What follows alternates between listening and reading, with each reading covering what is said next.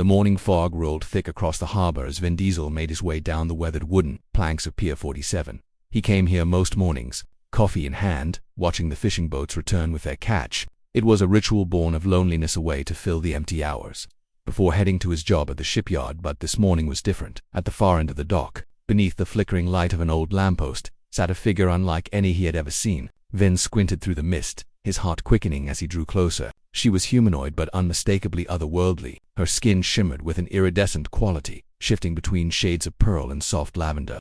Delicate, translucent fins traced along her forearms, and her eyes, those enormous eyes, held galaxies within them. She sat on a battered suitcase, her shoulders slumped in defeat, a crumpled piece of paper clutched in her trembling hands. As Vin approached, she looked up and he saw tears streaming down her cheeks, leaving trails of luminescent silver. Are you okay?" Vin asked, his voice gentle despite his shock. The alien woman's lips trembled. When she spoke, her voice was melodic, accented with sounds that seemed to come from somewhere far beyond Earth. He said I was not what he expected, the man who sent for me. He took one look and left me here." Vin's jaw tightened. In the years since the intergalactic marriage exchange program had been established, he'd heard stories, lonely humans sending for alien brides, and vice versa. Sometimes it worked beautifully. Other times, like now, it ended in heartbreak. "I'm Lisa," she said softly, extending a hand with 4 delicate fingers. "From Aquarius 7 I traveled 3 months across space. I sold everything I had for the transport fare. I learned your language, your customs." And he just walked away. Vin sat down beside her on the dock, setting his coffee between them. The wood was cold and damp, but he barely noticed. "I'm Vin, and that guy's an absolute fool." Lisa's laugh was bitter. "You don't have to be kind. I know what I must look like to your people. Different, strange. You look beautiful," Vin said simply, and he meant it. There was something captivating about her otherworldly features. The way the morning light caught the scales along her cheekbones, the grace in every movement.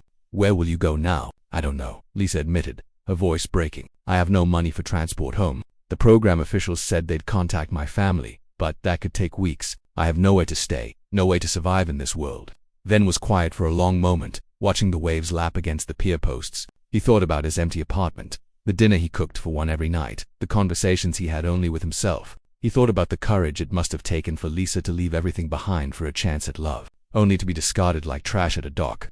"Marry me," he said suddenly. Lisa's eyes widened, those galactic pupils dilating. "What?" "Marry me," Vin repeated, turning to face her fully. "Right now, today.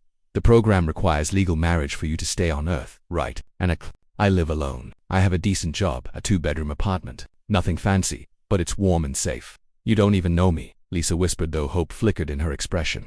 "I know you're brave," Vin said. "I know you're willing to cross the universe for connection. I know you deserve better than being abandoned on a dock like forgotten cargo."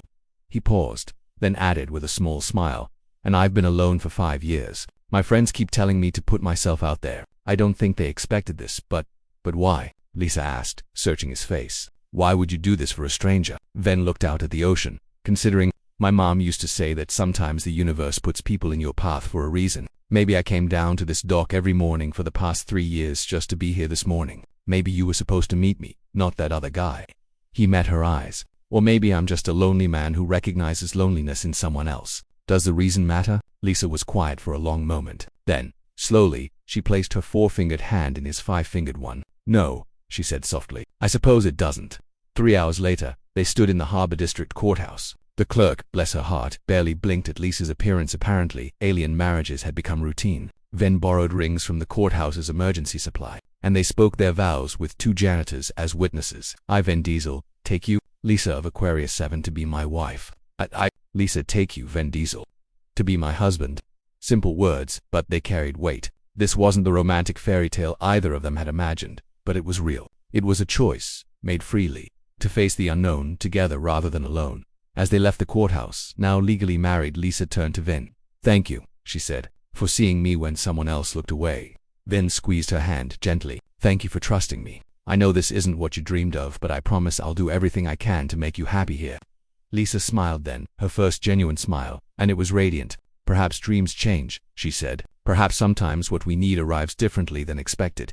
They walked together toward Vin's apartment, 2 lonely souls who had found each other in the most unlikely of circumstances. Behind them, the morning fog lifted from the harbor, and the sun broke through the clouds, casting golden light across the water. It was a beginning, unconventional, but filled with possibility. And sometimes, that was enough.